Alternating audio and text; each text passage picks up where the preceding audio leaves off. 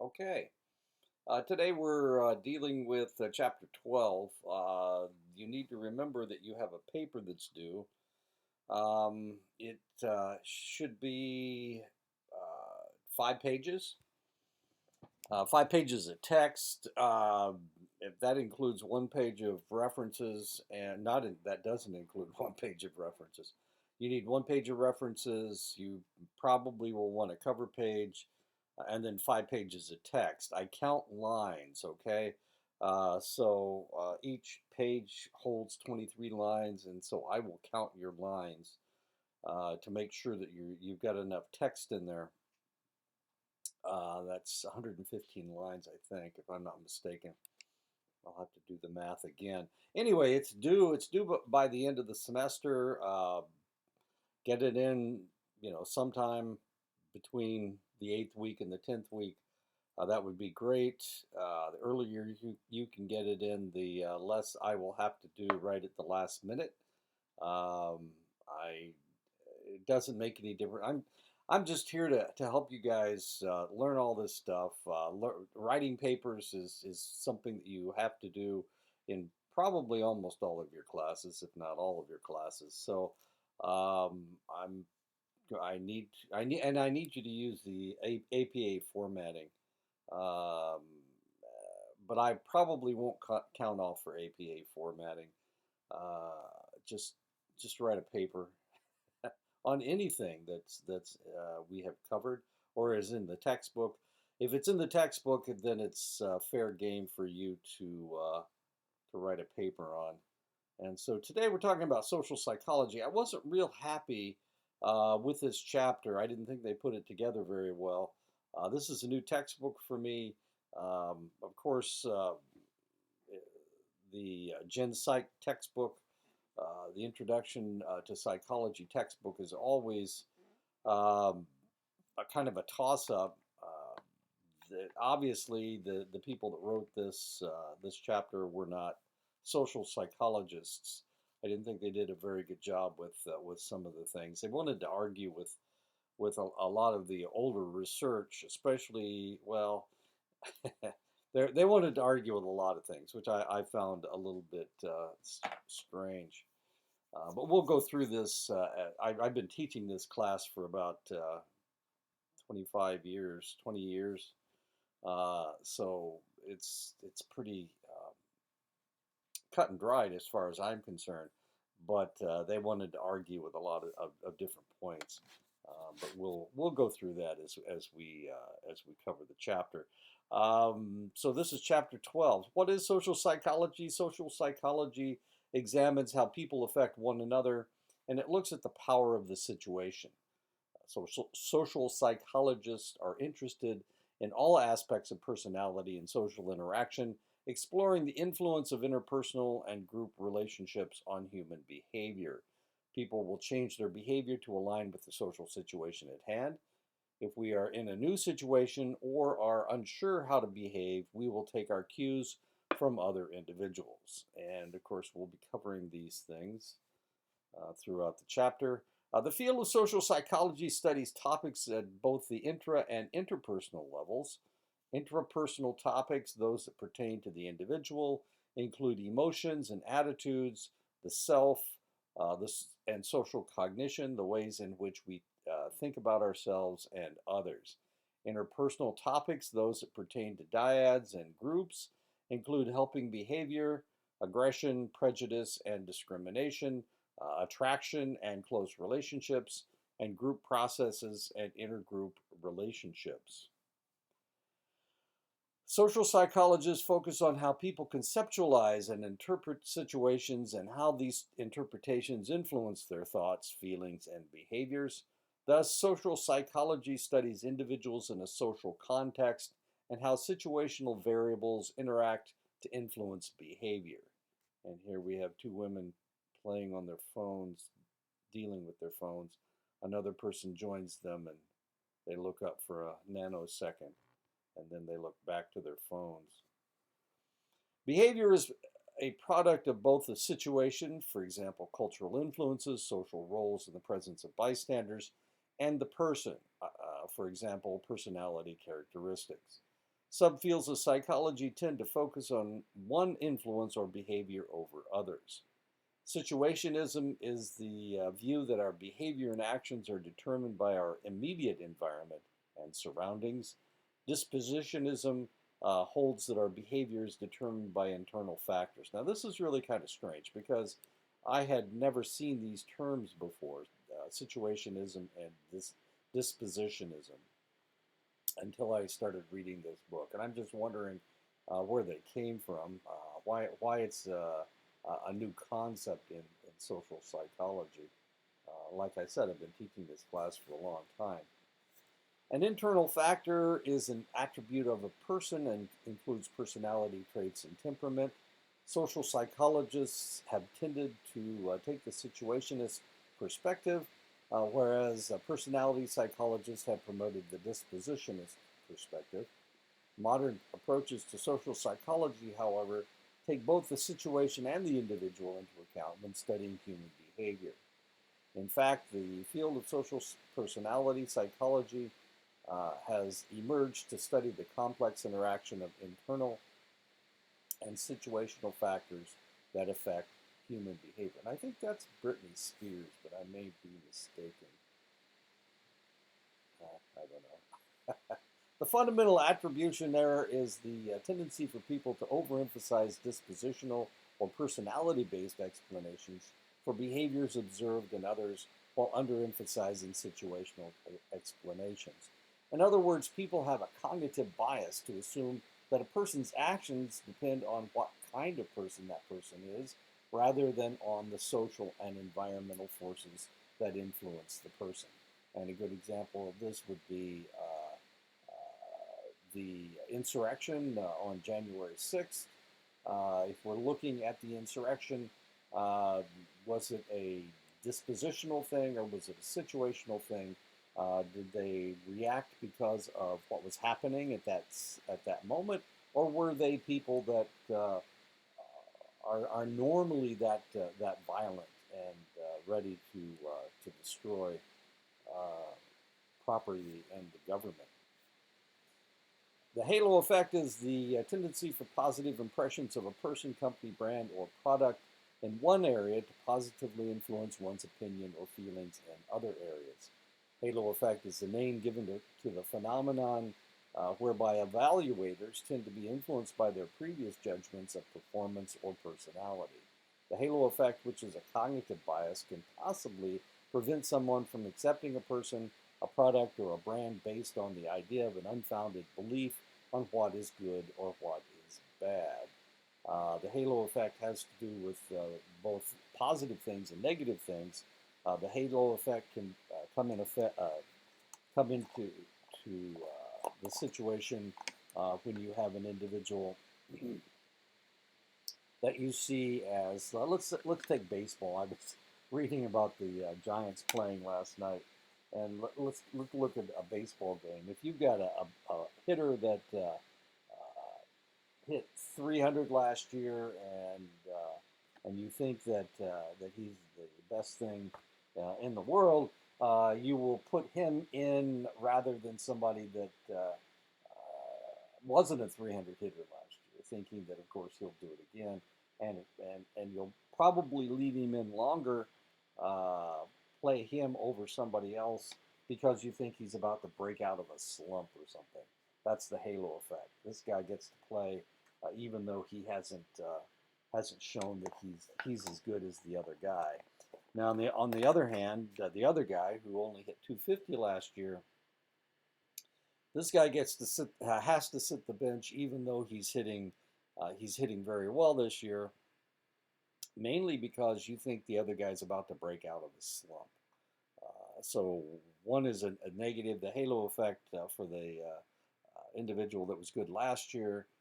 He gets to play because he was good last year, and the individual that is good this year doesn't get to play because you don't think that he's as good as the other guy, and that's the halo effect. People from an individualistic culture have the greatest tendency to commit the fundamental attribution error. In contrast, people from collectivistic cultures, a culture that focuses on communal relationships, with others, such as family, friends, and community, are less likely to commit the fundamental attribution error. The thing about collectivist mindset is that is the idea that you already know what's going to happen. You already know who this person is. Everybody acts the same way, and that's the understanding. But in an individualistic culture, people's personalities, individuals' personalities are far more important. So the assumption is that if he's, in this case, if he's late, it's because he's a bad person, or he's normally late, or he doesn't really care. That's what they would assume in an individualistic culture. In a collectivistic culture, you already know this guy. Everybody's the same in your culture, so you would not see him as somebody who's perpetually late. Due to a lack of information, people have a tendency to assume that others' behavior is due to a dispositional or internal factor. When it comes to explaining our own behaviors, however, we have much more information available to us. The actor-observer bias is the phenomenon of attributing other people's behavior to internal factors, fundamental attribution error, while attributing our own behavior to situational factors, situational forces. As actors of behavior, we have more information available to explain our own behavior. However, as observers, we have less information available. Therefore, we tend to default to a dispositionist perspective. Let me write this down real fast so that I can correct this. There we go. Okay. Thank you. Self-serving bias is the tendency to explain our successes as due to dispositional internal characteristics, but to explain our failures as due to situational or external factors. This seems to be culture dependent. This bias serves to protect self-esteem. You can imagine that if people always made situational attributions for their behaviors, they would never be able to take credit and feel good about their accomplishments. And this is the way it is in more collectivist countries. If somebody is successful, it's not because of their efforts. It's because of all the people that helped them, which is probably fairly logical. A common ideology or worldview in the United States is the just world hypothesis. The just world hypothesis is the belief that people get the outcomes that they deserve. In order to maintain the belief that the world is a fair place, people tend to think about good people experience positive outcomes, and bad people experience negative outcomes. The ability to think of the world as a fair place where people get what they deserve allows us to feel that the world is predictable and that we have some control over our life outcomes. And this is known as a just world hypothesis. So as far as these fish are concerned, the little fish says there is no justice in the world. The middle fish says there is some justice in the world, at least I get to eat the small fish. And the biggest fish says the world is just. And of course, when you're on top, it's always easy to be blinded by the fact that the world isn't unfair. And of course, we see this all the time in situations where you have a person, let's say you have a very attractive person, whether it's a male or a female. People tend to be nicer to attractive people than they are to people that are less attractive.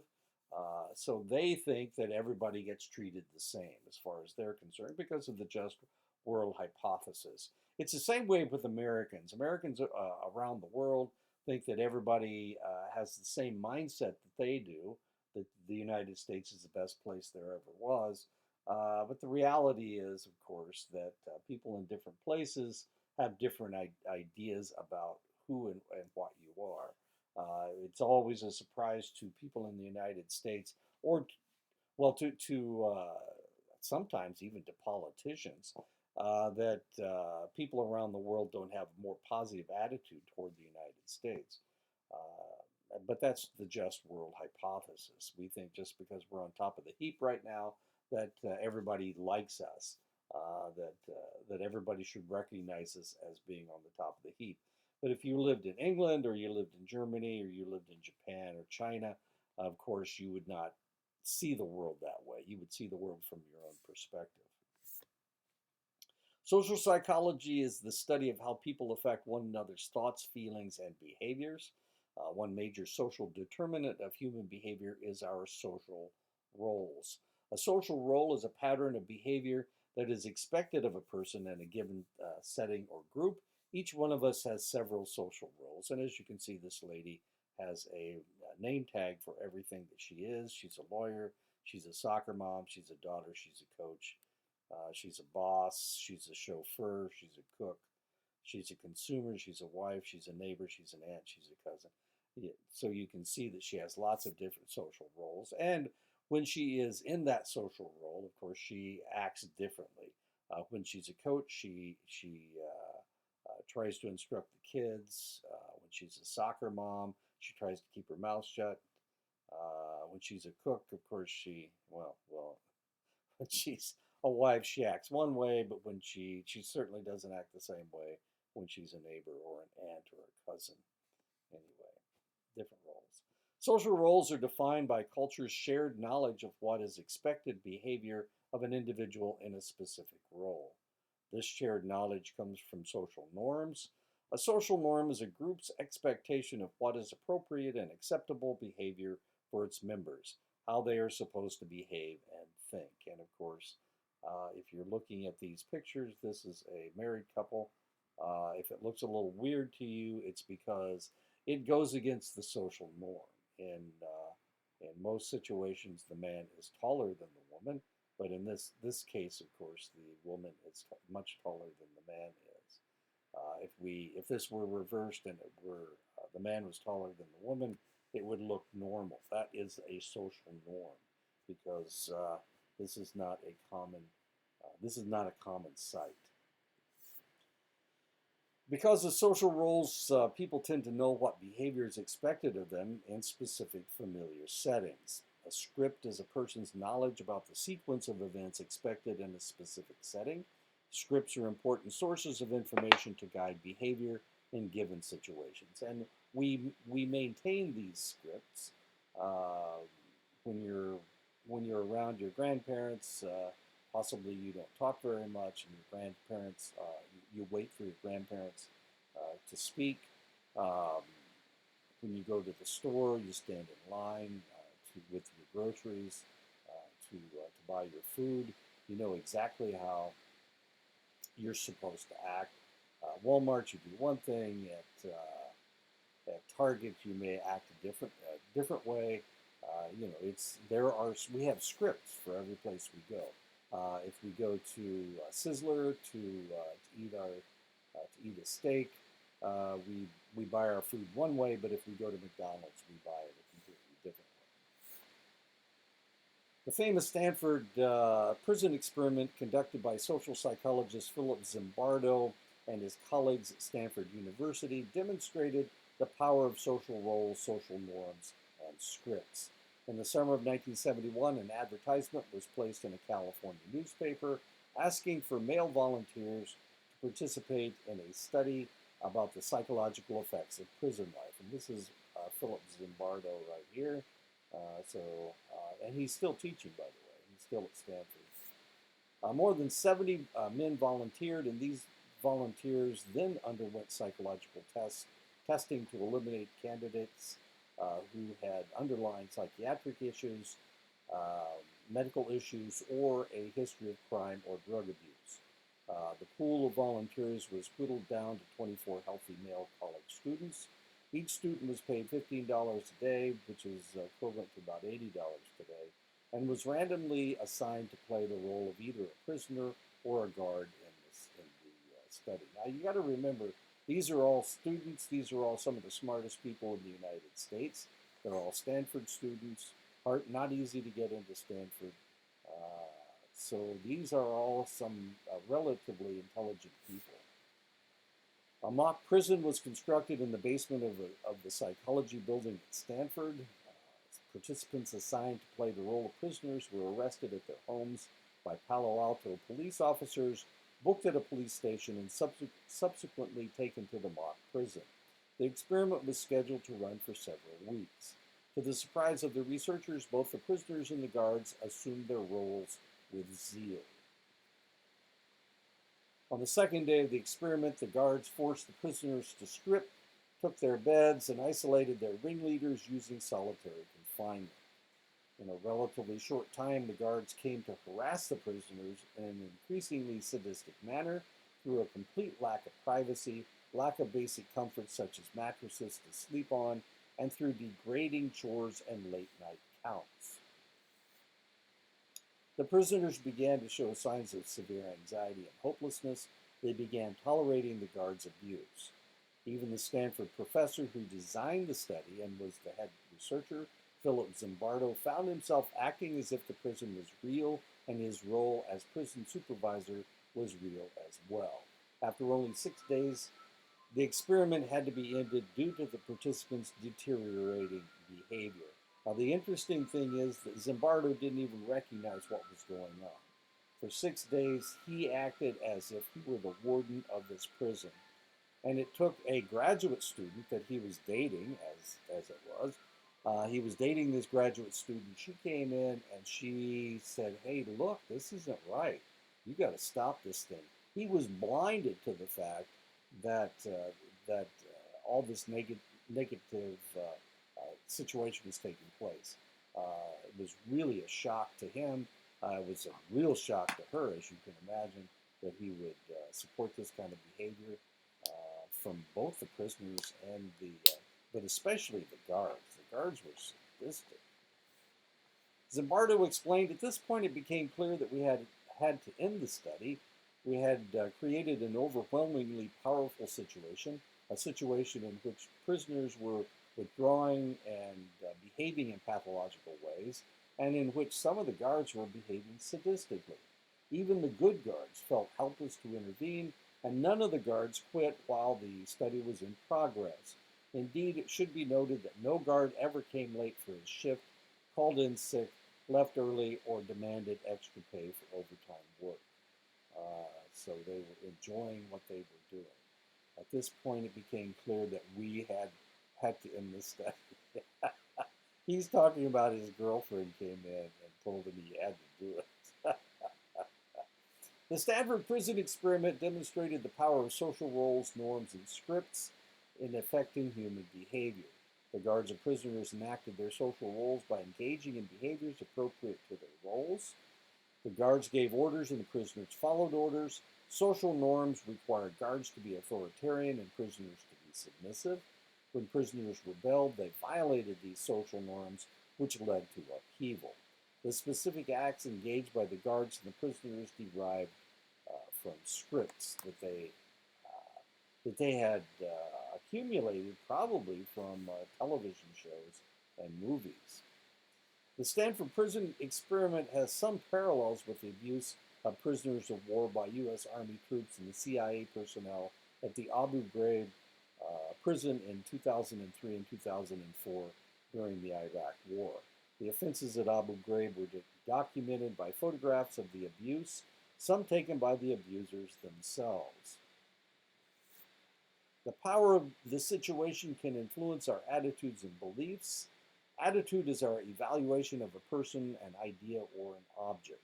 If we have attitudes for many things, ranging from products that we might pick up in the supermarket to people around the world to political policies. Typically, attitudes are favorable or unfavorable, positive or negative. They have three components: an affective component, feelings, behavioral component, the effect of the attitude on behavior, and a cognitive component, belief and knowledge. It looks like she's got an attitude about her sandwich that she's eating. You may hold a positive attitude toward recycling. This attitude should result in positive feelings toward recycling, such as "it makes me feel good to recycle," or "I enjoy knowing that I make a small difference in reducing the amount of waste that ends up in landfills." Certainly, this attitude should be reflected in our behaviors. You actually recycle as often as you can. Finally, this attitude will be reflected in favorable thoughts. For example, recycling is good for the environment, or recycling is a responsible thing to do. Social psychologists have documented that feeling good about ourselves and maintaining positive self-esteem is a powerful motivator of human behavior. In the United States, members of the predominant culture typically think very highly of themselves and view themselves as good people who are above average on many desirable traits. And so they give themselves a pat on the back. Often our behavior, attitudes, and beliefs are affected when we experience a threat to our self-esteem or positive self-image. Psychologist Leon Festinger in 1957 defined cognitive dissonance as psychological discomfort arising from holding two or more inconsistent attitudes, behaviors, or cognitions, thoughts, beliefs, or opinions. Festinger's theory of cognitive dissonance states that when we experience a conflict in our behaviors, attitudes, or beliefs that runs counter to our positive self-perceptions, we experience psychological discomfort or dissonance. And of course, that has to do with, let's say that you smoke. You know that smoking is bad for your health, but you do it anyway. And when you do smoke, you get this little inkling in the back of your mind that tells you that you really shouldn't do it. But of course, you're holding in your mind two conflicting thoughts. It feels good and it relaxes me to smoke, but I know that I'm potentially destroying my health. So this is cognitive dissonance. This is discomfort, psychological discomfort from thinking of two things at the same time. When we experience cognitive dissonance, we are motivated to decrease it because it is psychologically, physically, and mentally uncomfortable. We can reduce cognitive dissonance by bringing our cognitions, attitudes, and behaviors in line, that is, making them harmonious. This can be done in different ways, such as changing our discrepant behavior, changing our cognitions through rationalization or denial, or adding a new cognition. And that looks like what Captain Kirk and Dr. McCoy had done. This is, I apologize for this one. This is about the dumbest thing I've ever seen. It has to do with initiation. A difficult initiation into a group influences us to like the group more. Justification of effort suggests that we value goals and achievements that we put a lot of effort into. If something is difficult for us to achieve, we believe it more, that it is more worthwhile. People blow their fingers off with firecrackers, and I don't know why in the world this guy would even think of doing that. Initiation, who's being initiated. Persuasion is the process of changing our attitude towards something based on some kind of communication. Much of persuasion we experience comes from outside forces. A subfield of social psychology studies persuasion and social influence, providing us with a plethora of information on how humans can be persuaded by others. Carl Hovland developed the Yale attitude change approach, which describes the conditions under which people tend to change their attitudes. Hovland demonstrated that certain features of the source of a persuasive message, the content of the message, and the characteristics of the audience will influence the persuasiveness of a message. And this he came up with in 1953. Features of the source of the persuasive message include credibility of the speaker.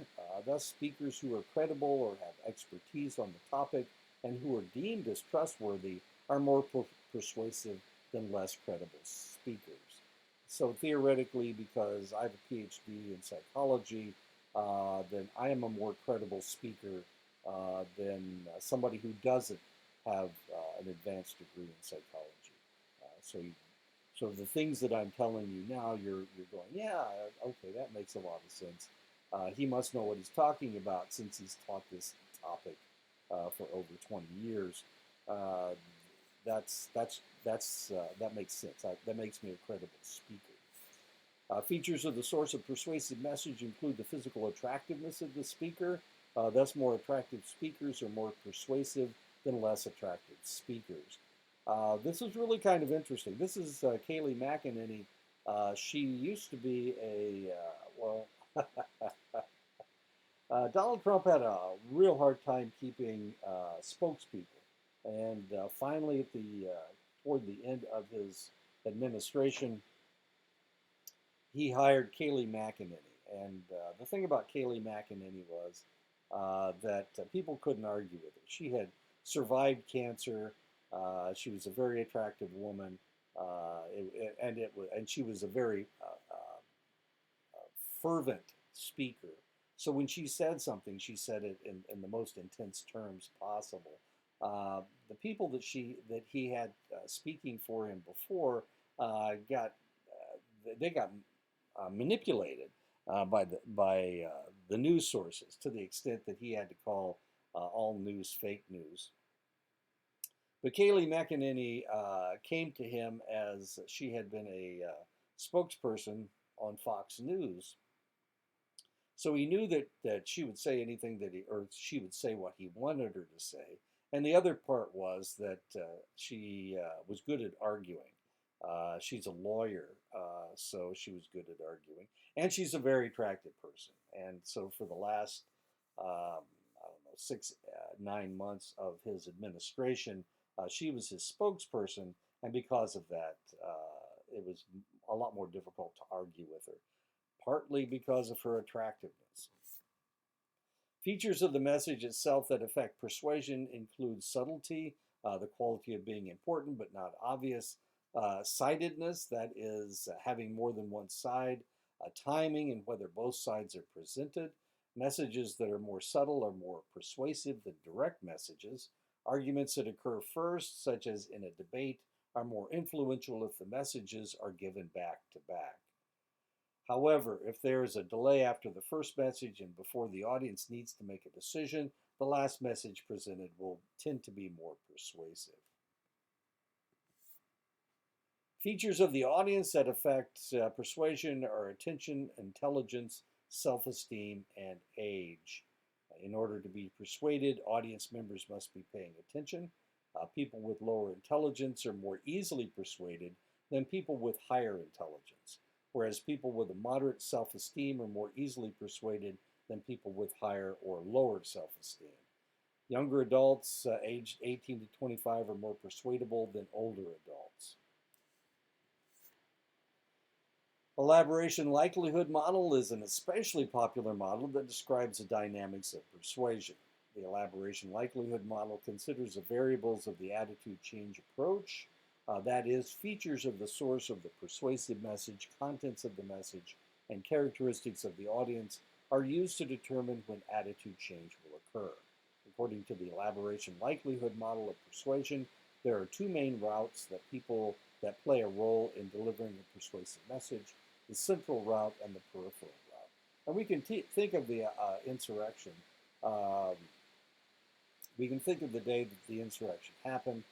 There was a rally about 1.5 miles down the road from the Capitol, where they were counting the electoral votes. There was a rally, and the people at the rally talked. The speakers at the rally talked the people at the rally into marching down and demanding that Joe Biden not become president of the United States. And they were able to do that. Mainly, one of the reasons was because the audience was primed to do that anyway. The president had been talking about this for a couple months. The election was in November, and he'd been talking about it through December. This was January 6th, of course. So the audience was primed to do it. And all they needed to do was to give them the message that they could go ahead and do it, and they did. Some of the political leaders on the right told them that they needed to go down and do that. The president told them that. Mo Brooks, some of the others. The central route is logic-driven and uses data and facts to convince people of an argument's worthiness. This is a direct route to persuasion that focuses on the quality of the information. In order for the central route of persuasion to be effective in changing attitudes, thoughts, and behaviors, The argument must be strong, and if successful, will result in lasting attitude change.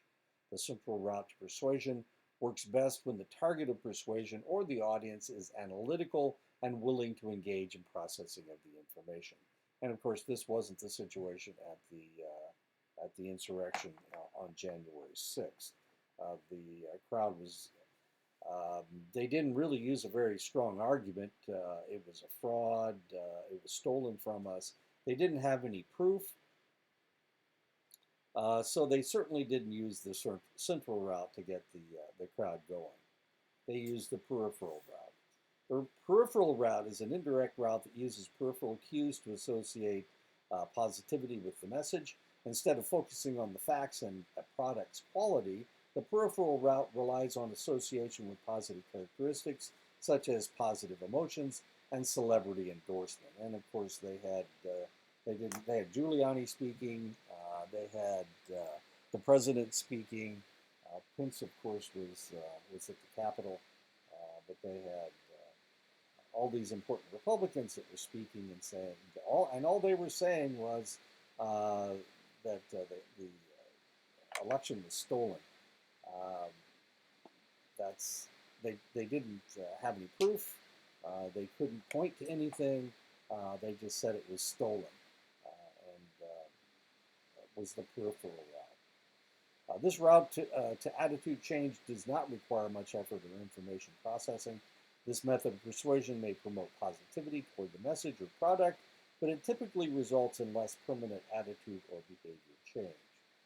The audience does not need to be analytical or motivated to process the message. And of course, they certainly won't.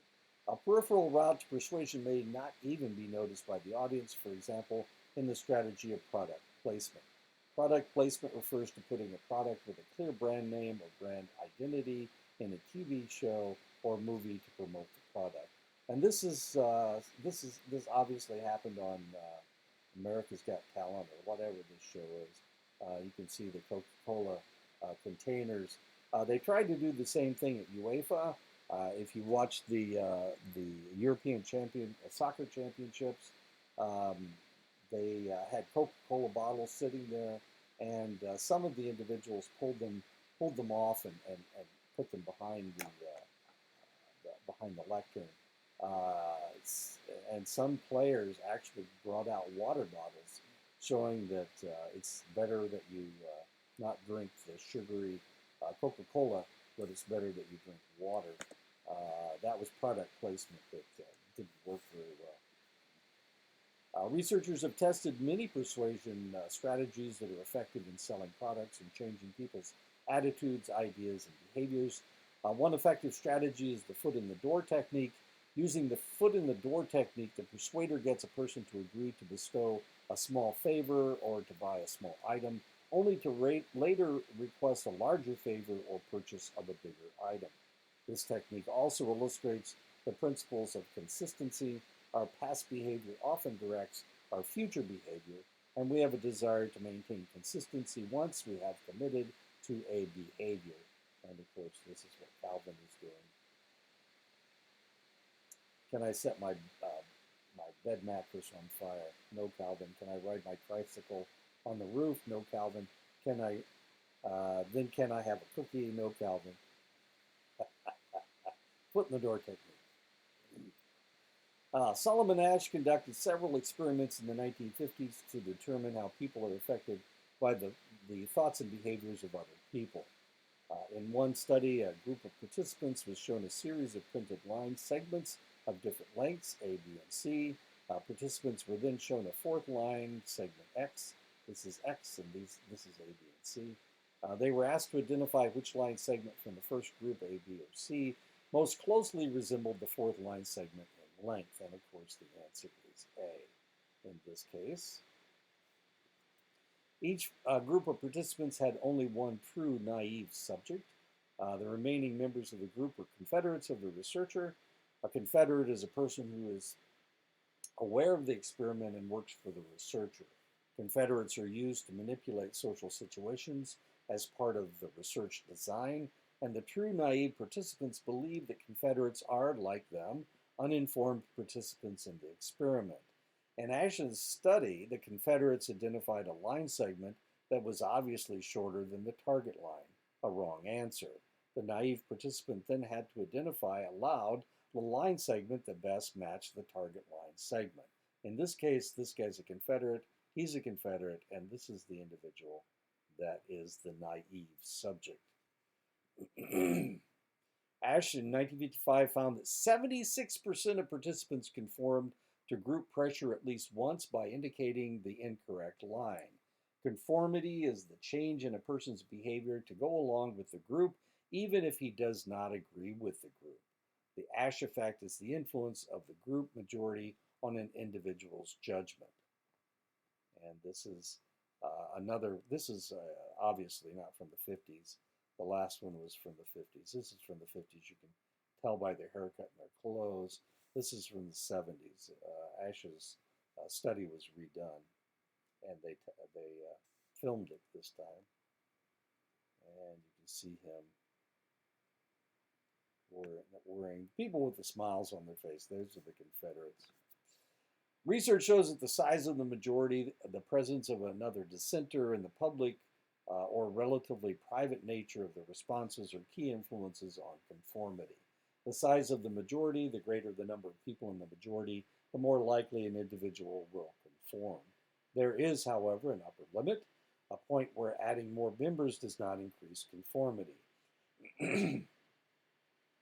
In Ash's study, conformity increased with the number of people in the majority up to 7 individuals. At numbers beyond 7, conformity leveled off and decreased slightly. The presence of another dissenter, if there is at least one dissenter, conformity rates drop to near 0. The public or private nature of the responses, when responses are made publicly in front of others, conformity is more likely. However, when responses are made privately, writing down the responses, conformity is less likely. In normative social influence, people conform to the group norm to fit in, to feel good, and to be accepted by the group. With informational social influence, people conform because they believe the group is competent and has the correct information, particularly when the task or situation is ambiguous. Since the line judgment task was unambiguous, participants did not need to rely on the group for information. Participants complied to fit in and avoid ridicule, an instance of normative social influence. Conformity is one effect of the influence of others on our thoughts, feelings, and behaviors. Another form of social influence is obedience to authority. Obedience is the change of an individual's behavior to comply with a demand from an authority figure. People often comply with a request because they are concerned about a consequence if they do not comply. This is actually from a movie.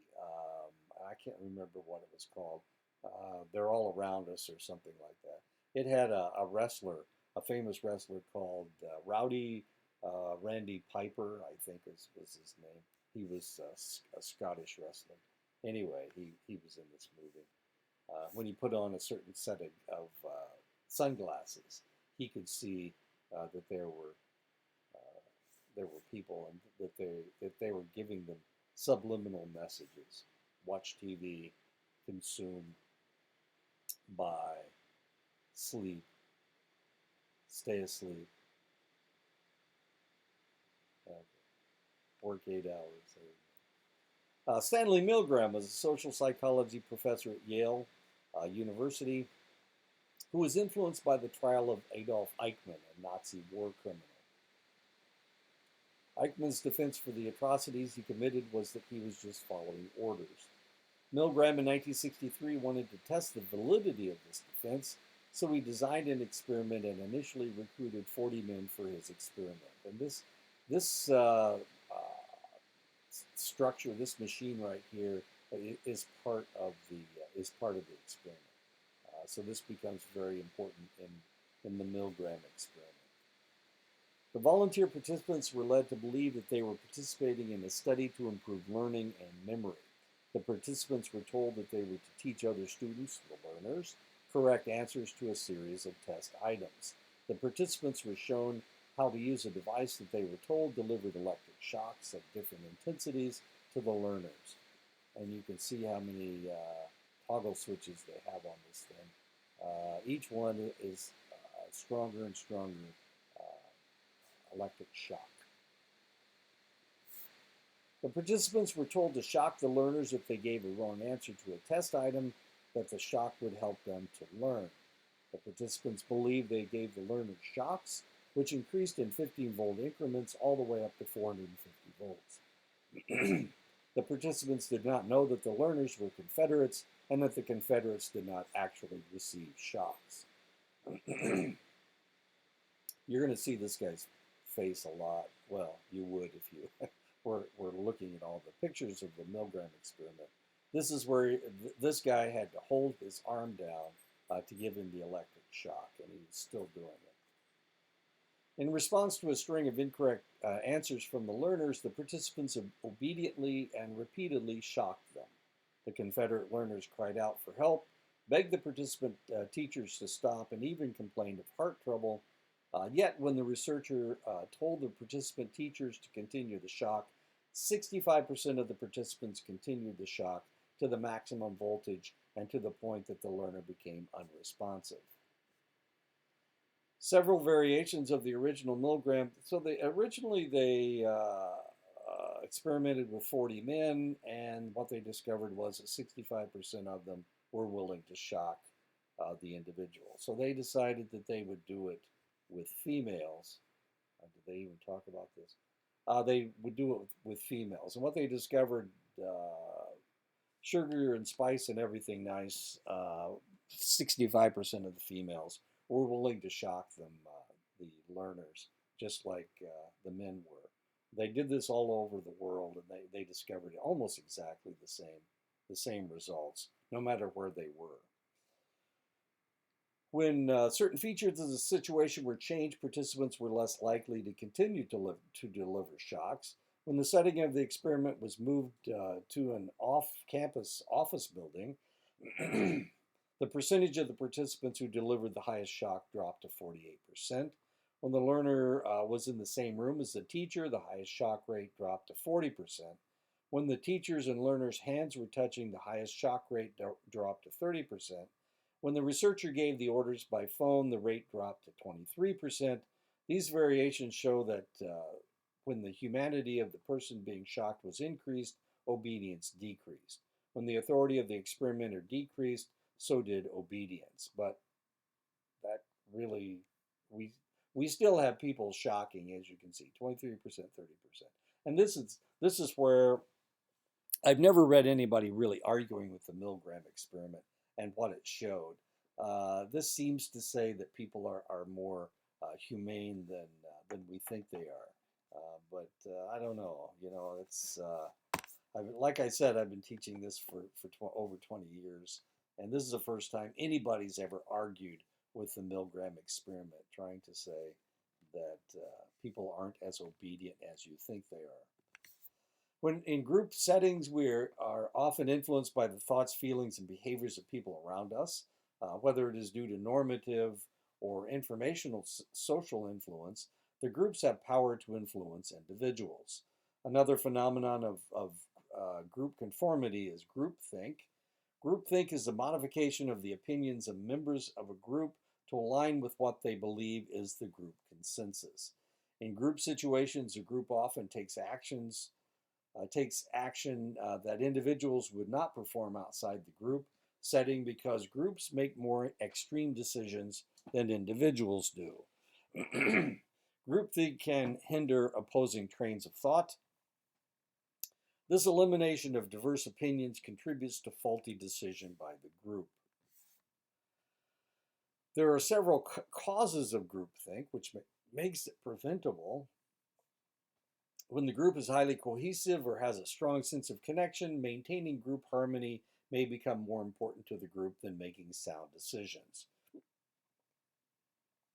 If the group leader is directive and makes his opinions known, this may discourage group members from disagreeing with the leader. If the group is isolated from hearing alternative or new viewpoints, groupthink may be more likely.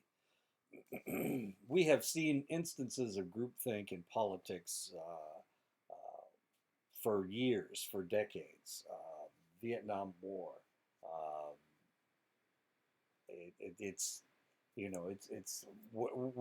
saw it with the Trump administration. Hopefully, we're not going to see it with the Biden administration, but we don't know. Maybe we will see it with the Biden administration. We saw it with the Bush administration as far as the war in Iraq was concerned. Why in the world did they attack Iraq? It didn't make a whole lot of sense.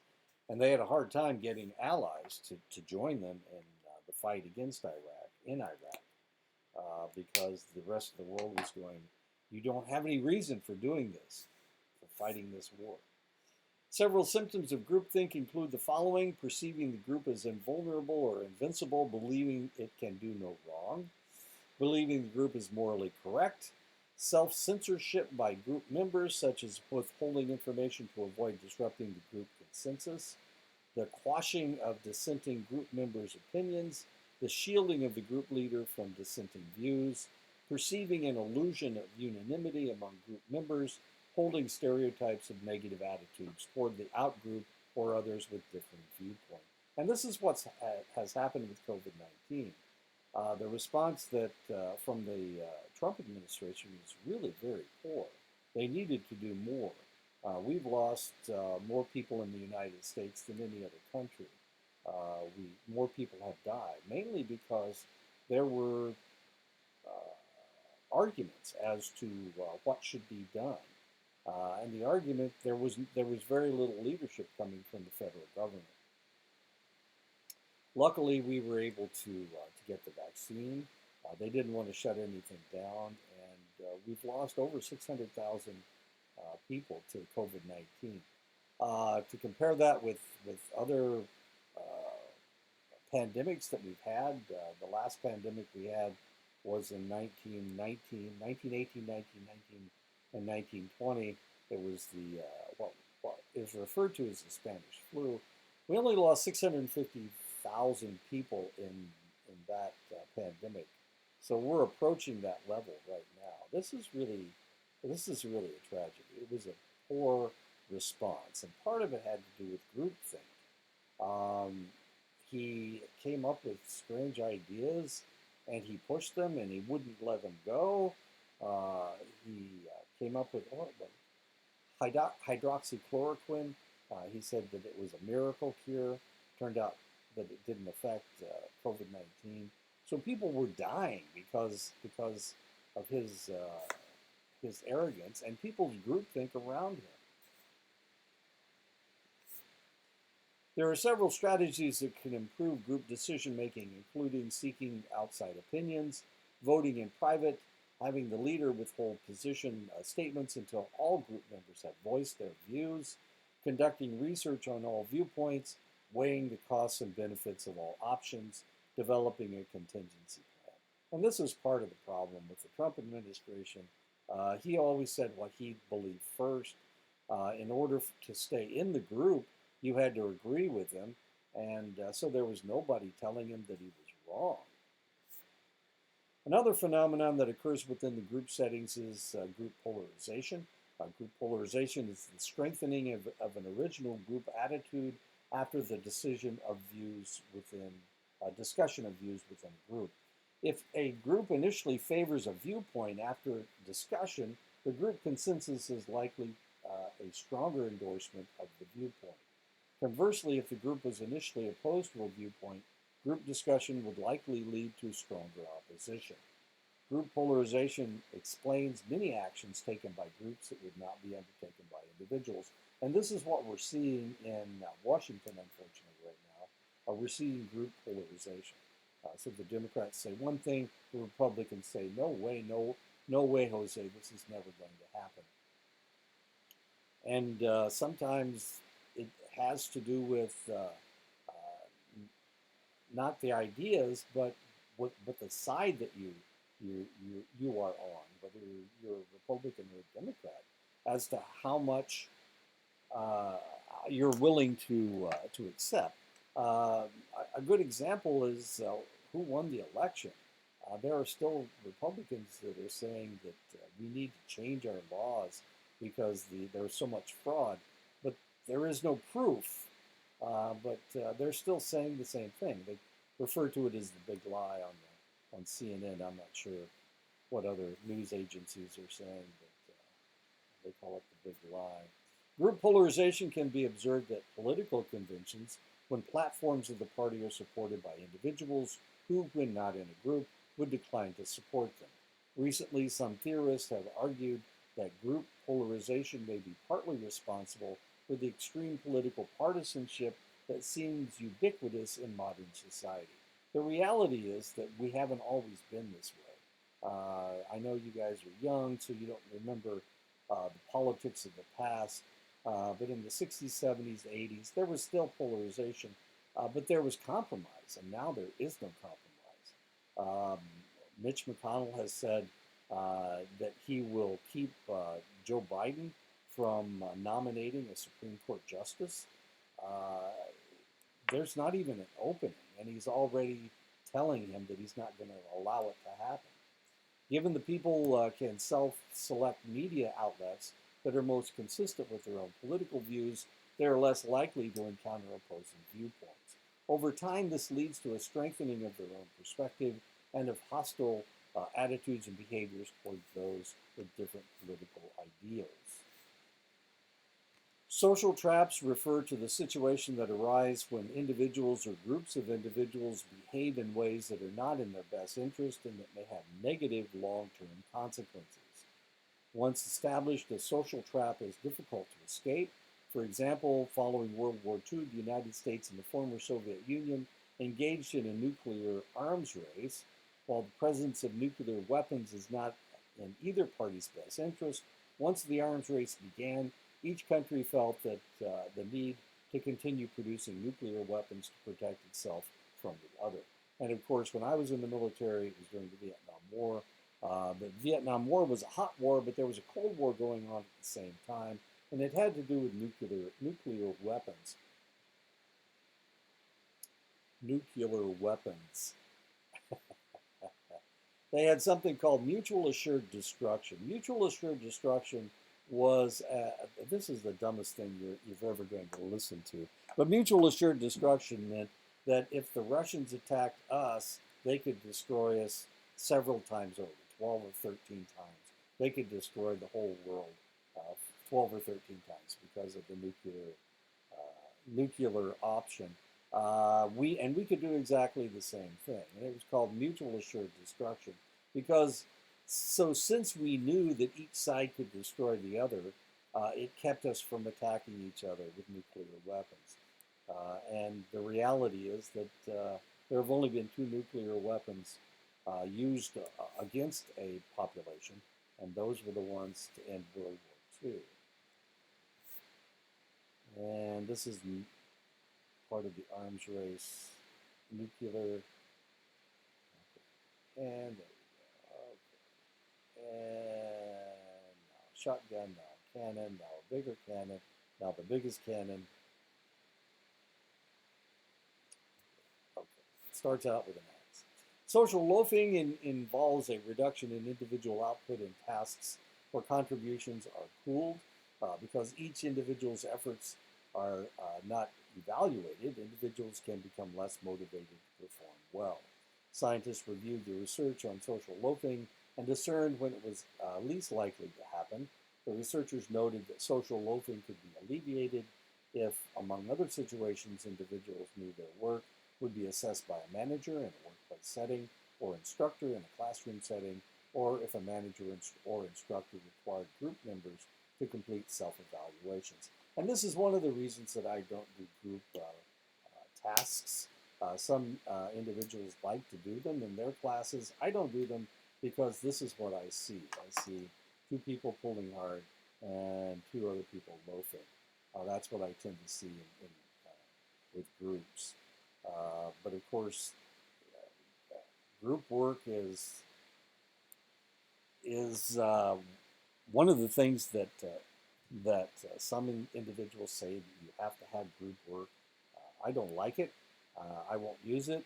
In my classes, when they try to make me do group work, I will probably retire since I'm old enough to retire.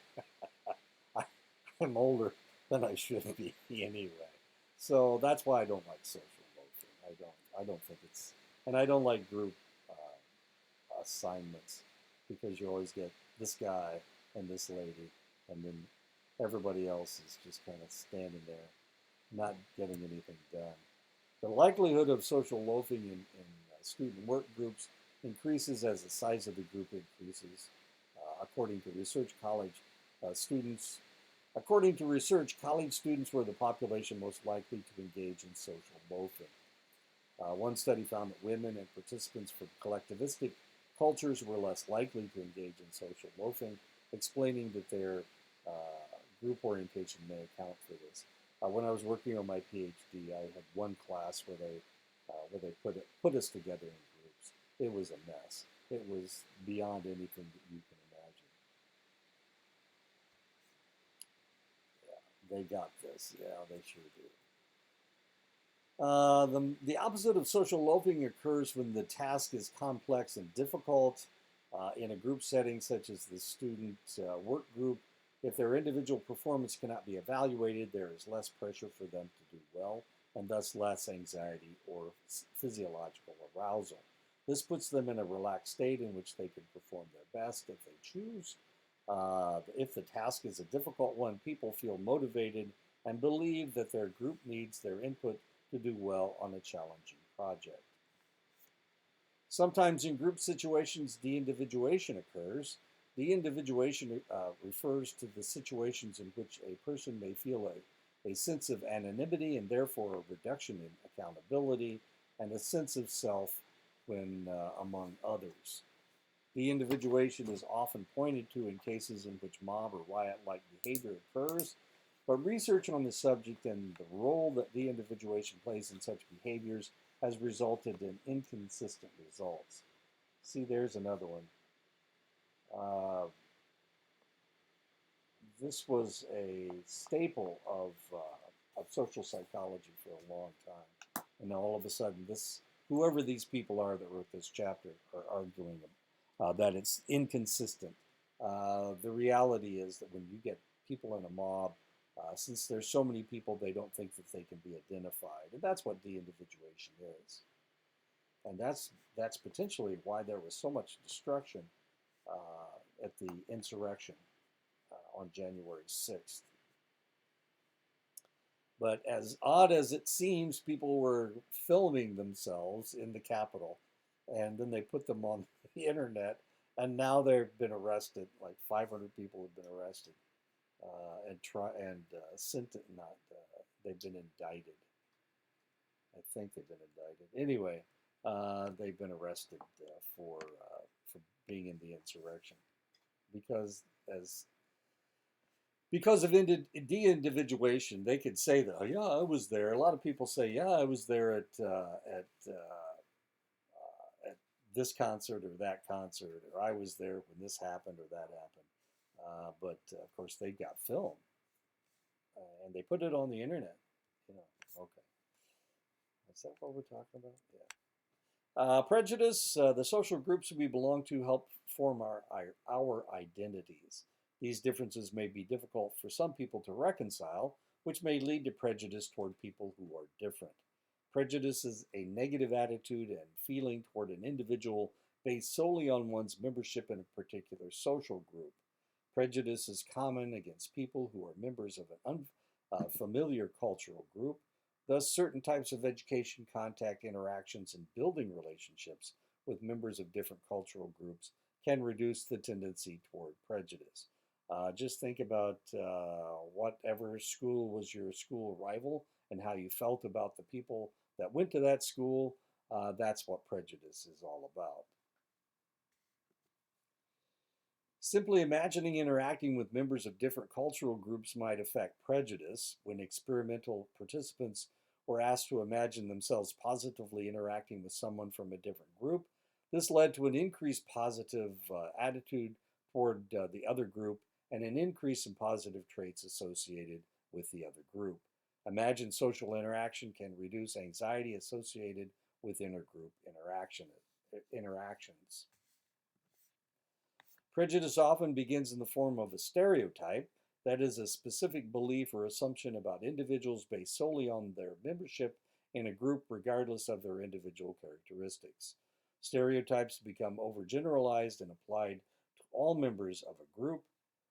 This negative belief is overgeneralized to all members of the group, even though many of the individual group members may be completely different from the stereotype. And of course, this of course is not acceptable. But for the longest time, the Cleveland Indians, this was their mascot. The Milwaukee Braves, not the Milwaukee Braves, the Atlanta Braves had a similar mascot. And people are going, come on, that's insulting. That's as insulting as this is. And now, of course, the Indians they may be changing their names. The Washington Redskins, just the name, the Washington Redskins, is insulting to American Indians. And now it looks like the Washington Redskins have done away with their name. The Cleveland Indians have done away with their mascot. This was their mascot, who's got triangular shaped eyes. And now it looks like they may be changing it. I'm not exactly sure what's going to happen with the Kansas City Chiefs or the Atlanta Braves, but it looks like people are becoming a little bit more sensitive. They've been using these stereotypes for an extended length of time, and for that reason, people are saying, well, this is tradition. This is tradition. That's one of the ways. That's one of the things. The reasons that they kept the Confederate statues all over the South, and sometimes even in the North. And now, of course, they're taking those statues down. Sometimes people will act on their prejudiced attitudes toward a group of people, and this behavior is known as discrimination. The thought is prejudice, the action is discrimination.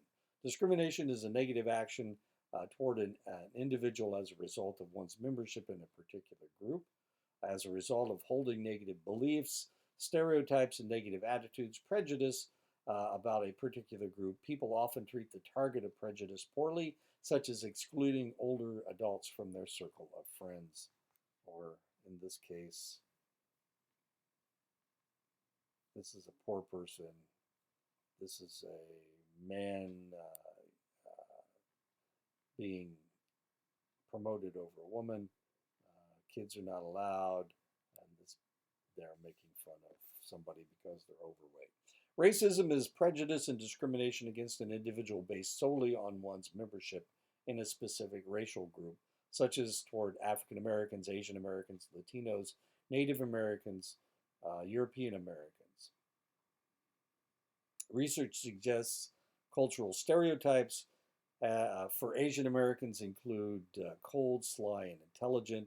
For Latinos, cold and unintelligent. For European Americans, cold and intelligent. For African Americans, aggressive, athletic, and more likely to be lawbreakers. And of course, that's why I put the Black Lives Matter. One of the reasons that this has become important is because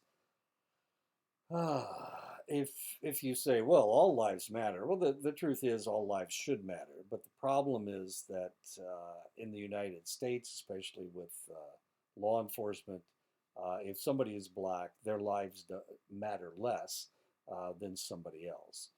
That's one of the reasons why you see so many African Americans that are gunned down in the street when they're unarmed. They're not really challenging anything. They're running away. They're being shot in the back. And that's because police have the attitude, or it seems like they have the attitude, that black lives do not matter. And this is why they are shot. If the person was white and they were running away, would they shoot him in the back? And the answer is, well, we don't see it happening.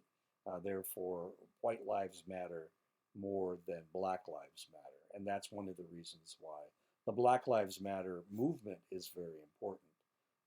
And that's what it means. So for those who argue that all lives matter, that is absolutely true, but that is not an argument. against the Black Lives Matter movement. Lives Matter movement is important because up to this point, as far as the police are concerned, Black lives haven't mattered. Also in politics, African Americans are very often they disenfranchised. They've done it in the South. They did it in the South for decades during Jim Crow, and then they passed a law, and now it seems like they want to pass laws to keep them from voting again. So this isn't, if this is really a nation of equality, then we need to recognize the fact that Black lives do matter. One reason modern forms of racism and prejudice in general are hard to detect is related to the dual attitudes model. Humans have two forms of attitudes, explicit attitudes, which are conscious and controllable, and implicit attitudes, which are unconscious and uncontrollable.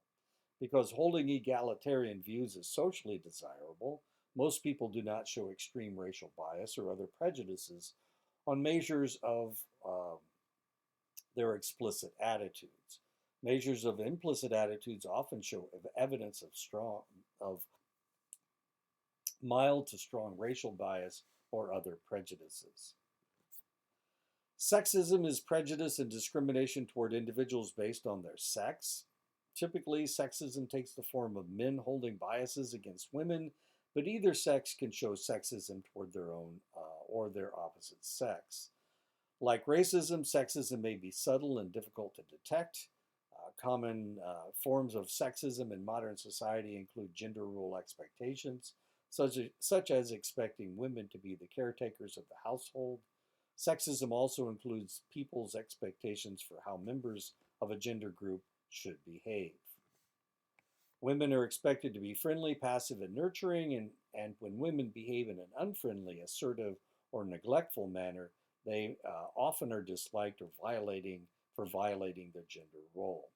Research by Laurie Rudman in 1998 finds that when female job applicants self-promote, they're likely to be viewed as competent, but they may be disliked and are less likely to be hired because they violated gender expectations for modesty. Sexism can exist on societal levels, such as in hiring, employment opportunities, and education. Women are less likely to be hired or promoted in male-dominated professions, such as engineering, aviation, and construction. People often form judgments and hold expectations about people based on their age. These judgments and expectations can lead to ageism, or prejudice and discrimination toward individuals based solely on their age. Ageism is widespread in U.S. culture, and a common ageist attitude toward older adults is that they are incompetent, physically weak, and slow, and some people consider older adults less attractive. But the truth is, we old farts are good looking, extremely so. Some cultures include some Asian, Latino, and African American cultures, both outside and within the United States, afford older adults respect and honor. Typically, ageism occurs against older adults, but ageism also can occur toward younger adults. Raymer and colleagues in 2017 examined ageism against younger workers. They found that older workers endorsed negative stereotypes of younger workers, believing that they had more work deficit characteristics, including perceptions of incompetence. Let me write this down. There we go. Okay. Another form of prejudice is homophobia, prejudice and discrimination of individuals based solely on their sexual orientation. Like ageism, homophobia is a widespread prejudice in U.S. society and is tolerated by many people. Negative feelings often result in discrimination, such as the exclusion of lesbian, gay, bisexual, transgender, and queer LGBTQ plus people from social groups, and the avoidance of LGBTQ plus neighbors and coworkers.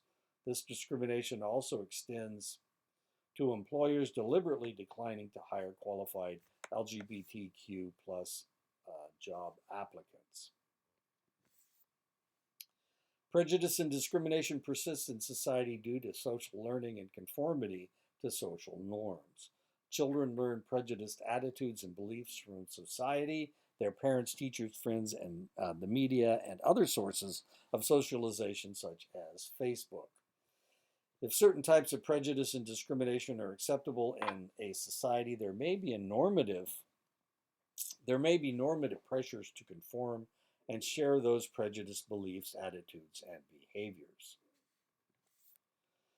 When we hold a stereotype about a person, we have expectations that he or she will fulfill that stereotype. A self-fulfilling prophecy is an expectation held by a person that alters his or her behavior in a way that tends to make it true. When we hold stereotypes about a person, we tend to treat the person according to their expectations.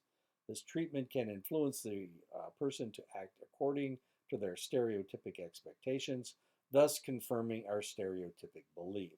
Research by Rosenthal and Jacobson in 1968 found that disadvantaged students whose teachers expected them to perform well had higher grades than disadvantaged students whose teachers expected them to do poorly. And this is a constant. Teachers' expectations have a lot to do with how well students do. If they think that a student is going to do poorly, then the student probably will do poorly. And this is known as self-fulfilling prophecy. So if you have a teacher that treats you as if you're dumb as dirt, then probably in that class you will be dumb as dirt. So those of you who are going to become teachers or thinking of being teachers, just remember that if you have negative ideas about people, then they will fulfill those negative ideas. So you need to be really careful. You need to support all of your students, not just teach to the front row, as I say. Usually the smart kids sit in the front and the dumb kids sit in the back. The reality is that if you're a teacher, you need to teach everybody, no matter where they are in the classroom. Just because they're in the back of the room doesn't mean that they're hiding back there. You need to teach to those kids as well. Or just rearrange the classroom so that you have all the kids move in different places. You have high achievers in the back and you have low achievers in the front. But you need to understand this. Every time I start a class, I expect everybody to get an A. It's not because I'm a saint. It's because I just have high expectations for everyone. No matter what grades they got before, no matter how they reacted in one of my classrooms, they all should get an A as far as I'm concerned. But I won't give you an A. You have to earn the A, and that's the hardest part.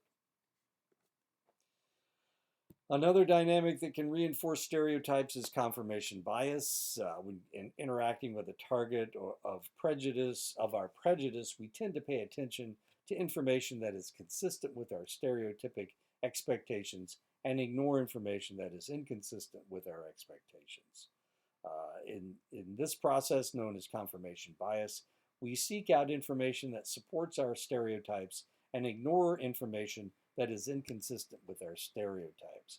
So if I think that Donald Trump is the dumbest person in the world, but then he does something really, really smart, if I ignore the fact that he did something really, really smart, then that's confirmation bias, and that's incorrect. And so let me tell you, I keep telling you about things that he did wrong, but let me tell you about something he did right. One thing he did right, especially dealing with COVID, was accelerating the vaccinations, accelerating the production of vaccinations. When this thing first started out, and I've been in medicine I was in medicine for 30 years. I understand how these diseases work. You got to get on top of them, and of course, in the beginning, you have no way of treating them because it's something brand new. It's a virus. Viruses are very easy to become virulent, and of course, you have no clue that this is going to happen. But he was able to. This thing started in March of 2020 in earnest, and by December we had a vaccinate. We had vaccines to treat people with, and that was impressive. That was very impressive, and he had a lot to do with that. He accelerated and he should get as much of the credit as anybody. The fact that he tried to pretend that nothing was going on, that's so here I am. I'm saying something bad about it. But confirmation bias, of course, is where you ignore all good things and just look at the bad things. You reject the good things. And this is what happens a lot. This is one of the reasons why people watch CNN or they watch Fox News. Fox News says bad things about Democrats. If you hate Democrats, then you watch Fox News. CNN says bad things about Republicans. If you don't like Republicans, then you watch CNN. We all belong to a gender, race, age, and social economic group. These groups provide a powerful source of our identity and self-esteem. These groups serve as our in-groups. An in-group is a group that we identify with or see ourselves as belonging to. A group that we don't belong to, or an out-group, is a group that we view as fundamentally different from us. And of course, once again, go back to that school that was your rival in high school. They are the out-group, and your school is the in-group. Because we often feel strong sense of belonging and emotional connection to our in-groups, we develop in-group bias, a preference for our own group over other groups. This in-group bias can result in prejudice and discrimination because the out-group is perceived as different and is less preferred than our in-group. One function of prejudice is to help us feel good about ourselves and maintain a positive self-concept. This need to feel good about ourselves extends to our in-groups. We want to feel good and protect our in-groups. We seek to resolve threats individually and at the in-group level. This often happens by blaming an out-group for the problem. Scapegoating is the act of blaming an out-group when the in-group experiences frustration or is blocked from attaining a goal. This happened in a vicious, horrible way, scapegoating during World War II. The Nazi Party became the power in Germany, and one of the ways they became the power was by saying that all bad things that happen in Germany are because of all the Jewish people. All the Jewish people are destroying the world. They became the scapegoat. So the Nazis tried to round up all the Jewish people. They did it in Germany initially. Then when the war started, any country that they conquered, they tried to round up all the Jewish people and exterminate them. And this, of course, was a form of genocide. And they were using the Jewish people as the scapegoat. Christians have been using Jewish people as scapegoats for an extended length of time. It had to do with Rome. Well, we won't go into that. But anyways, the scapegoating, this is what scapegoating is. A number of researchers have explored ways to reduce prejudice. One of the earliest was a study by Sharif in 1961 known as the Robbers Cave Experiment. They found that when two opposing groups at a camp worked together toward a common goal, prejudicial attitudes between the groups decreased. Focusing on superordinate goals was the key to attitude change in the research. And I don't really explain this very much. Let me tell you what happened. This was in Oklahoma. They had 24 boys, and they separated them into two groups. And in the beginning, they tried to drive them apart. They had one group of boys on one end of the park and one group of boys on the other end of the park. And they kept creating these competitions. So they allowed them to name themselves. One group called themselves the Eagles. The others called themselves the Rattlers. And as you can see, this is the Rattlers flag and this is the Eagles flag. They tried to claim different areas of the park for themselves. by putting their flags on these parts, and then they guarded the flags to keep the other side from tearing it down, from tearing down the flag. It got pretty violent, well, violent to the extent that they were yelling at each other. At that stage, Sharif decided that he would try to bring the boys together. And the way that they did that was they created a situation where they needed all 24 boys to help. And these are the superordinate goals that they set for the boys. In the end, of course, it was really kind of interesting if you read the study. In the end, they brought them together, and they kept having these different tasks that they needed to perform as a group. And because they performed all these tasks as a group, they became closer to each other.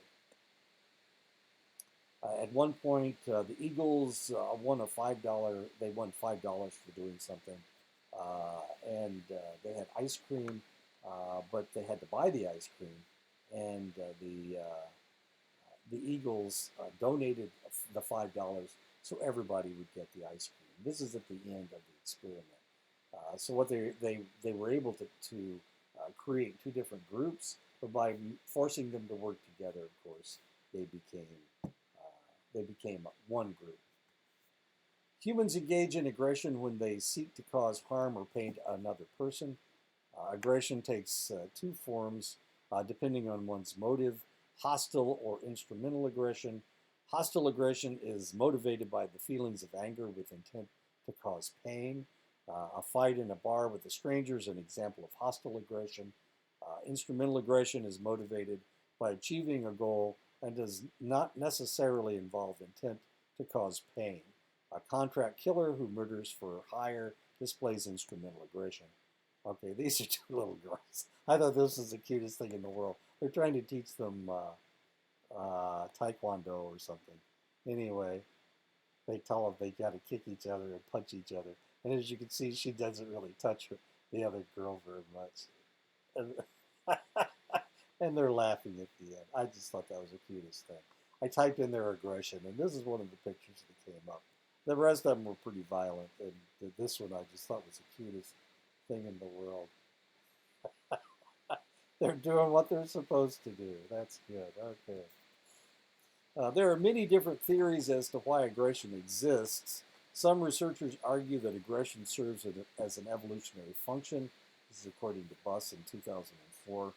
Men are more likely than women to show aggression. From the perspective of evolutionary psychology, human male aggression, like that in non-human primates, likely serves to display dominance over other males, both to protect a mate and to perpetuate the male's genes. Sexual jealousy is part of male aggression. Males endeavor to make sure their mates are not copulating with other males, thus ensuring their own paternity of the female's offspring. Although aggression provides an obvious evolutionary advantage for men, women will also engage in aggression. Women typically display more indirect forms of aggression, with their aggression serving as a means to an end. So if somebody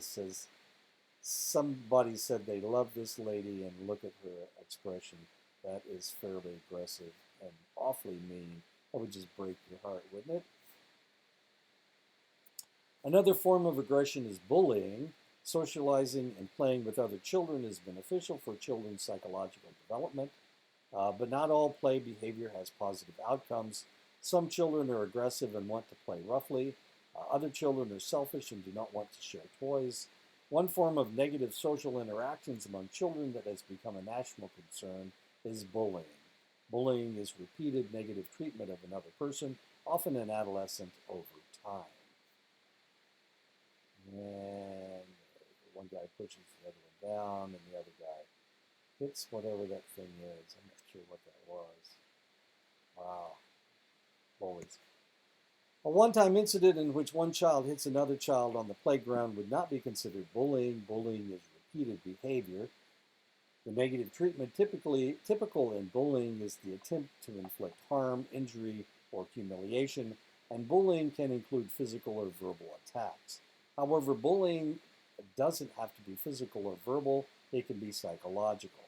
Research finds gender differences in how girls and boys bully others. Boys tend to engage in direct physical aggression, such as physically harming others. Girls tend to engage in indirect social forms of aggression, such as spreading rumors, ignoring, or socially isolating others. Bullying involves three parties: the bully, the victim, and the witnesses or bystanders. The act of bullying involves an imbalance of power, with the bully holding more power physically, emotionally, and or socially over the victim. The experience of bullying can be positive for the bully, who may enjoy a boost to self-esteem. However, there are several negative consequences of bullying for the victim and also for the bystanders.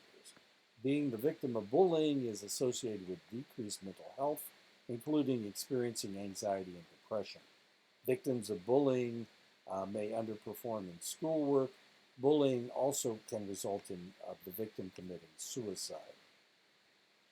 Although there is not one single personality profile for who becomes a bully and who becomes a victim of bullying, researchers have identified some patterns in children who are at greater risk of being bullied. Children who are emotionally reactive are at a greater risk for being bullied. Bullies may be attracted to children who get upset easily because the bully can quickly get an emotional reaction from them. Children who are different from others are likely to be targeted for bullying. Children who are overweight, cognitively impaired, or racially or ethnically different from their peer group may be at higher risk. Gay, lesbian, bisexual, and transgender teens are at very high risk of being bullied and hurt due to their sexual orientation. With the rapid growth of technology and widely available mobile technology and social networking media, a new form of bullying has emerged: cyberbullying. Cyberbullying, like bullying, is repeated behavior that is intended to cause psychological or emotional harm to another person. What is unique about cyberbullying is that it is typically covert, concealed, done in private, and the bully can remain anonymous. This anonymity gives the bully power, and the victim may feel helpless, unable to escape the harassment, and unable to retaliate. And of course, I think that's called trolling, but I may be mistaken. Cyberbullying can take many forms, including harassing a victim by spreading rumors, creating a website, defaming the victim, and ignoring, insulting, laughing at, or teasing the victim. In cyberbullying, it is more common for girls to be the bullies and victims because cyberbullying is non-physical and is a less direct form of bullying. Interestingly, girls who become cyberbullies often have been victims of cyberbullying at one time. The effects of cyberbullying are just as harmful as traditional bullying and include the victim feeling frustration, anger, sadness, helplessness, powerlessness, and fear. Victims will also experience lower self-esteem.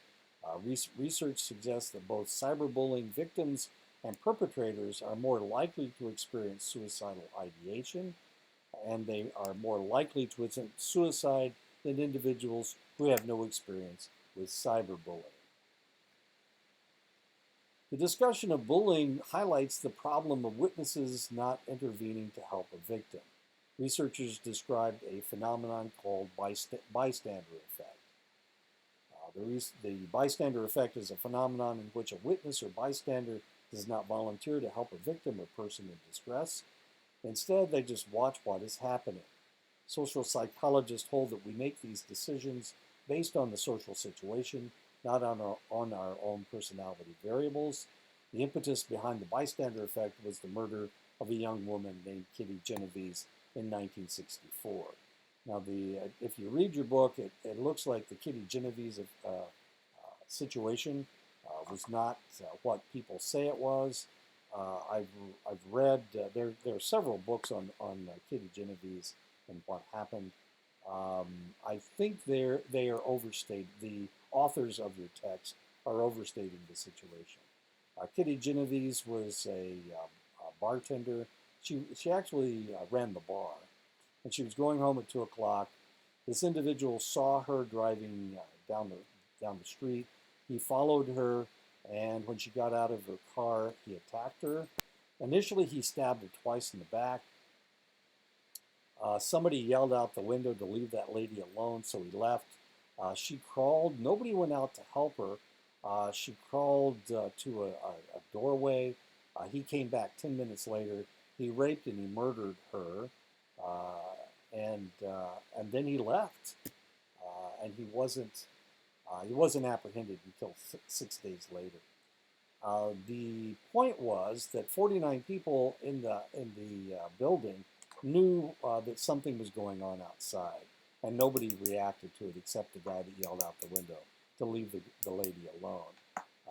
To the extent that the guy was able to come back and kill, rape and kill her.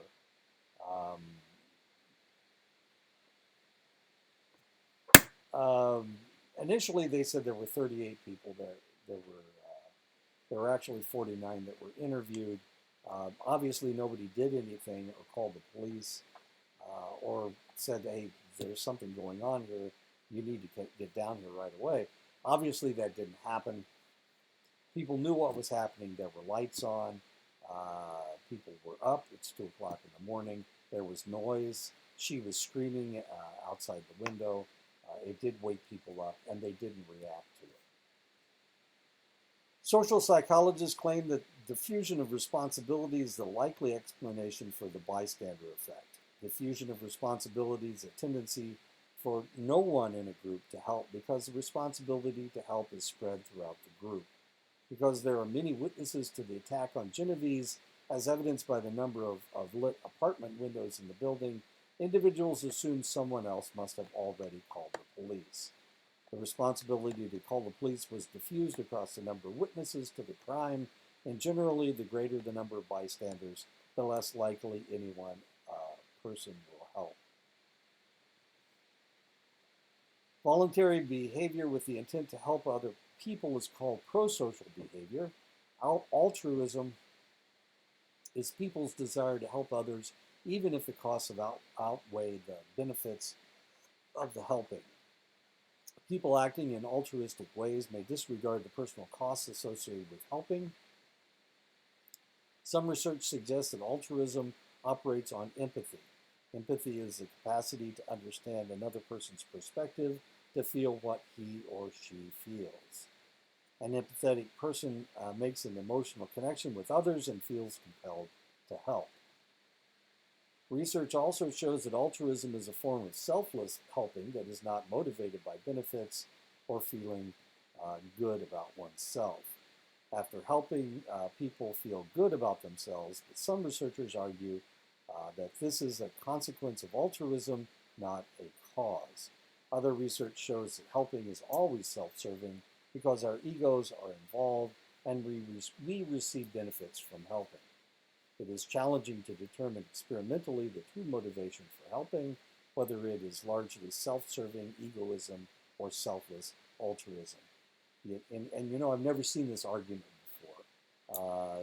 This is another way that that this text kind of looks at a different way. It's a negative way of looking at altruism. It's really kind of amazing. The single most influential factor in determining with whom you become friends or with whom you have romantic relationships is proximity. You are more likely to be friends with people you have regular contact with. It is simply easier to form relationships with people you see often because you have the opportunity to get to know them. Similarity is another factor that influences who we form relationships with. We are more likely to become friends or lovers with someone who is similar to us in background, attitudes, and lifestyle. There is no evidence that opposites attract. We are attracted to people who are most like us. Sharing things in common will certainly make it easy to get along with others and form connections. When you and another person share similar music taste, hobbies, food preferences, and so on, deciding what to do with your time together might be easy. Homophily is the tendency for people to form social networks, including friendships, marriage, business relationships, and many other types of relationships, with others who are similar. Homophily limits our exposure to diversity. By forming relationships only with people who are similar to us, we will have homogeneous groups and will not be exposed to different points of view. Because we are likely to spend time with those who are most like ourselves, we will have limited exposure to those who are different than ourselves, including people of different races, ethnicities, social economic status, and life situations. Once we form relationships with people, we desire reciprocity. Reciprocity is the give and take in relationships. We contribute to relationships, but we expect to receive benefits as well. We want our relationships to be a two-way street. We are more likely to like and engage with people who like us back. Self-disclosure is part of the two-way street. Self-disclosure is the sharing of personal information. We form more intimate connections with people with whom we disclose important information about ourselves. Self-disclosure is a characteristic of healthy intimate relationships, as long as the information disclosed is consistent with our own views. Researchers have documented several characteristics that humans find attractive. We look for friends and lovers who are physically attractive. People differ in what we consider attractive, and attractiveness is culturally influenced. Research suggests that some universally attractive features in women include large eyes, high cheekbones, a narrow jawline, and a slender build. That's according to Buss in 1989, and a lower waist to hip ratio, according to Singh in 1993. For men, attractive traits include being tall, having broad shoulders, and a narrow waist. Both men and women with high levels of facial and body symmetry are generally considered more attractive than asymmetric individuals. Social traits that people find attractive in potential female mates include warmth, affection, and social skills. In males, the attractive traits include achievement, leadership qualities, and job skills. Although humans want mates who are physically attractive, this does not mean that we look for the most attractive person possible. This observation has led some to propose what is known as the matching hypothesis, which asserts that people tend to pick someone they view as their equal in physical attractiveness and social desirability. We typically love the people with whom we form relationships, but the type of love we have for our friends, family, friends, and lovers differs. Robert Sternberg in 1986 proposed that there are three components of love: intimacy, passion, and commitment. These three components form a triangle that defines multiple types of love. This is known as Sternberg's triangular theory of love. Intimacy is the sharing of details and intimate thoughts and emotions. Passion is the physical attraction, the flame in the fire. Commitment is standing by the person, the in sickness and health part of the relationship. Sternberg states that a healthy relationship will have all three components of love: intimacy, passion, and commitment, which is described as consummate love. Different aspects of love might be more prevalent at different life stages. Other forms of love include liking, which is defined as having intimacy but no passion or commitment. Infatuation is the presence of passion without intimacy or commitment. Empty love is having commitment without intimacy or passion. Companionate love, which is characteristic of close friendships and family relationships, consists of intimacy and commitment but no passion. Romantic love is defined by having passion and intimacy but no commitment. Fatuous love is defined by having passion and commitment but no intimacy, such as a long-term sexual love affair. According to social exchange theory, we act as naive economists in keeping a tally of the ratio of costs and benefits of forming and maintaining a relationship with others. People are motivated to maximize the benefits of social exchanges or relationships and minimize the costs. People prefer to have more benefits than costs, or to have nearly equal costs and benefits, but most people are dissatisfied if their social exchanges create more costs than benefits. Wait a minute, let me write this down real fast.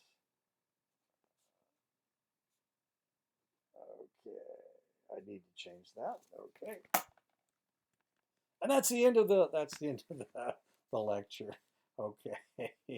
Social exchange theory was the last thing. Okay, don't forget your papers. I will accept them up to the last minute, but don't do that to me. It takes me a while to read those things. So get them in the next couple weeks.